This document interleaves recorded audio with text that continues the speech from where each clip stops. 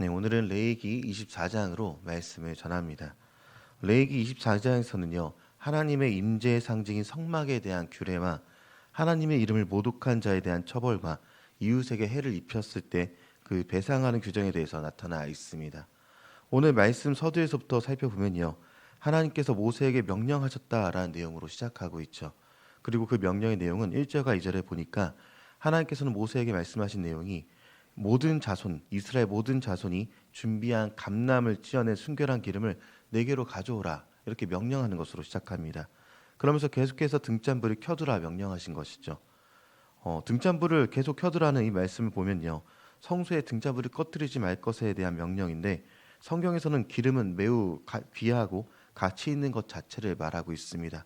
구약을 보시면 제사장이나 왕, 선지자처럼 하나님께서 특별한 하나님의 일꾼들을 사용하실 때 기름 부음이 있었습니다. 그리고 기름 부음을 받았다라는 것은요, 하나님의 임재의 상징이 되었다는 것이죠. 성소의 불을 밝히기 위한 이 기름이 백성에게서 나옵니다. 다른 나라에서 구하거나 이스라엘 지도부에서 추진한 사업을 통해서 만들어낸 기름이 아니라 온 백성이 준비한 기름들입니다. 하나님의 백성이 계속해서 불을 켜둘 수 있는 기름을 공급했다라는 것은요, 성소의 불이 꺼지지 않는 것 자체가 제사장에게만 책임이 있는 것이 아니다, 이것을 알려주고 있습니다. 모두의 책임이고 모두가 준비한 기름입니다. 온 백성이 함께 기름을 공급하고 성소의 불을 밝혀야 된다라는 것이죠. 신약의 시대를 살고 있는 그리스도인인 우리들도 이 말씀을 보면서 생각해 봐야 할 것이 있습니다. 우리 그리스도인들의 몸이 하나님이 거하시는 처소다, 우리는 이렇게 알고 있습니다. 성전인 것이죠. 그래서 우리는 예배의 자리에서 그리고 삶의 자리에서 성령님의 임재하신 가운데 살아가는 성령의 예배들이 우리 삶 가운데 계속해서 나타나야만 합니다. 다른 일을 섬기며 예수님을 전하는 일이, 그리고 기도하는 일이 계속해서 나타나고 절대 꺼지지 않는 불과 같아야 하는 것이죠.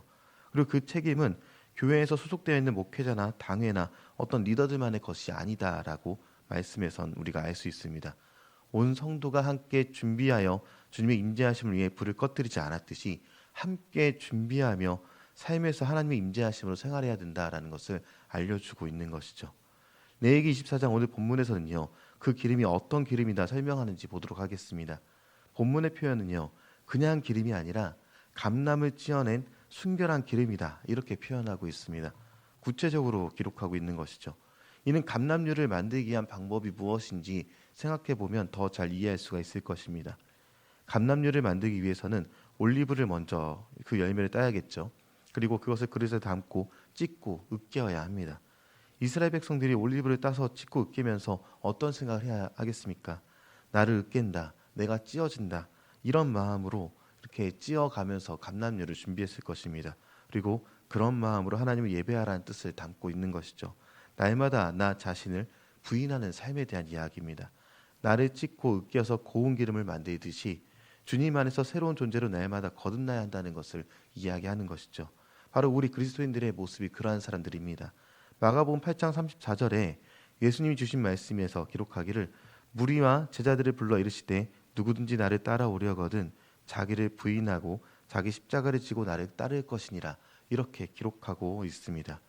우리가 주님께 올려드릴 기름이 되어서 나를 부인하고 십자가를 지며 주님 앞에 나아가야 한다, 이것을 알려주고 있는 것이죠. 그리고 이어서 레위기 본문은요, 진설병에 대한 이야기를 이어갑니다.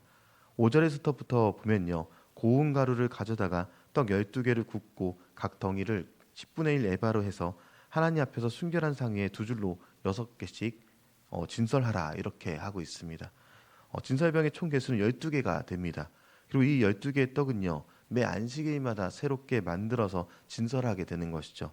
한 주의 사이클이 돌 때마다 새로운 생명의 떡이 준비가 되게 되어 있습니다. 그리고 레위기에서는 생명의 떡이 진설이 되지만 이 생명의 떡을 우리 신약을 사는 성도가 알 수 있는 장면이 있습니다. 바로 예수님께서 하신 말씀인데요. 요한복음 6장 35절에 예수님은 스스로에 대해서 말씀하시기를 나는 생명의 떡이다, 이렇게 하시면서 내게 오는 자는 영원히 줄이지 않고 영원히 목마르지 않을 것이다 라고 선언하시는 내용이 있습니다. 그리고 오늘 본문에서도 생명의 떡이 성전에 진설되어 있는 것은요, 이후 메시아로 오실 예수님에 대한 상징이며 예언이기도 한 것이죠. 그리고 본문에 두 줄로 진설된 떡에 각 줄 위에 정결한 유향을 두었습니다. 유향은 동방 박사들이 예수님이 탄생하실 것을 알고 들고 간 세 가지 예물 중 하나인 것이죠. 성수에서 가장 중요한 것은요, 하나님의 임재의 상징인 불이 꺼지지 않음이 중요한 것이고요. 그리고 끊임없이 공급되는 기름과 그 위에 생명의 떡이 중요했습니다. 우리 몸을 성전으로 살아가는 그리스도인들에게 중요한 것이 무엇일까 다시 생각해 보면요, 하나님께서 우리 가운데 매일같이 임재하심을 누리면서 성령의 기름 부으심으로 온 교회가 함께 찬양하는 것이 될 것입니다. 그리고 우리의 생명의 근원 되신 예수님을 의지하는 것이 중요하다라는 것을 기억하시기 바랍니다. 이어서 10절부터 보면요, 여호와의 이름을 모독한 자에 대한 처벌 규정과 이웃에게 해를 주었을 때 배상하는 규정에 대해서 이어서 언급해 주고 있습니다. 하나님의 이름을 모독한 사람은 죽임을 당했습니다. 하나님의 백성이 하나님을 부인하는 것은 거룩에서 끊어짐을 의미하는 것이죠. 순결한 감람류를 만들던 사람들이요, 올리브를 따서 찍고 으깨면서 내가 으깨지고 내가 찢어졌던 그런 예배자들이 하나님을 모독할 수는 없습니다. 나를 부인하던 자들이 주님을 모독한 자들이 될 수 없는 것이죠. 겉으로는 이스라엘 백성이지만 그 중심은 자기를 부인하지 못하는 삶에서 순전한 예배를 드리지 못하는 사람들이 되는 것입니다. 하나님의 백성이 아니게 된다라는 것이죠. 그래서 이어서 20절부터 말씀을 보면요, 동해보복법이라는 것이 등장합니다. 20절 말씀을 같이 한번 읽어보겠습니다. 상처에는 상처로, 눈에는 눈으로, 이에는 이로 갚을지라. 남에게 상해를 입힌 그대로 그에게 그렇게 할 것이며. 네, 이 말씀을 읽을 때마다 사랑의 하나님에 대한 의문을 품을 때가 간혹 있는 것을 보게 됩니다. 하나님이 사랑이신데 이렇게 무서운 말씀을 주시다니요라고 말하는 것이죠. 이 말씀을 보면서 어떻게 생명을 경시 여기는 것은 아닌가 의문을 갖는 것을 본 적도 있고요. 그러나 우리가 오해하지 말아야 할 것은요, 이 동해보복법으로 불리는 이 법은요, 다른 사람을 상처 입히는 데 초점이 있지 않습니다. 오히려 생명을 더 귀히 여기기에 주시는 법이라는 것이죠. 한번 생각해 보겠습니다. 우린 너무나도 쉽게 돈으로 모든 것을 해결하는 그런 사상들을 갖고 있습니다. 누군가에게 상처를 입혔으면 그에 해당하는 돈으로 보상받으면 된다라는 그런 생각이 은연중에 우리 가운데 들어가 있는 것이죠. 그러나 하나님의 백성인 사람들에게 주신 오늘의 말씀의 정신은요, 하나님은 그 어떤 돈이나 물건으로도 하나님의 백성을 대신할 수 없음을 알려주고 있다라는 것입니다. 그 무엇으로도 보상할 수가 없으니 상처 입히지 말아라가 여기에 강조가 있는 것입니다. 오늘 본문인 레위기 24장에서는요, 여호와의 이름을 모독하는 자를 죽이라 하였고 원수를 대할 때 눈은 눈으로 이에는 이로 갚으라고 하였습니다. 그러나 이를 제대로 해석하면요, 예수님이 무슨 말씀을 주셨는지 확인해 봐야겠죠. 예수님은 오히려 사랑하라라고 말씀하셨습니다.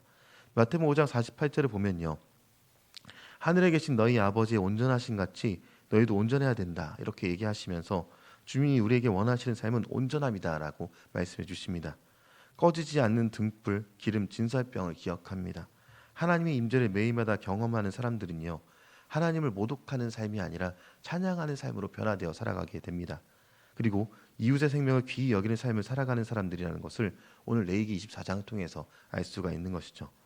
그래서 우리는 오늘 말씀을 기억하시면서 하나님의 임재를 날마다 경험하며 살아가는 우리 그리스도인들, 저와 여러분의 삶에서 하나님의 사랑, 이웃 사랑 일어나고 있는지 생각해 보고요. 그리고 오늘 그 일을 행하는 하루가 되기를 소망합니다.